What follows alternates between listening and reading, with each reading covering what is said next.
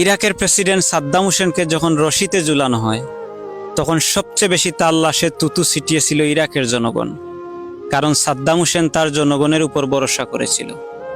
ইন্দিরা গান্ধীকেও মেরেছিল তার বডিগার্ড, কারণ ইন্দিরা গান্ধী তার উপর ভরসা করেছিল।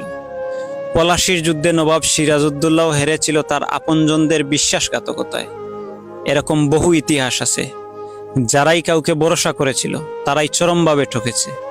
আপনি জানেন কি আপনাকে সবচেয়ে বেশি কষ্ট কে দিতে পারে? আপনি সবচেয়ে বেশি যাকে ভরসা করবেন সেই মানুষটাই। এ পৃথিবীটা কেউ কারো নয়, একমাত্র আপনি ছাড়া আপনার সাথে কেউ নেই। সবাই সুখের ফেরিওয়ালা।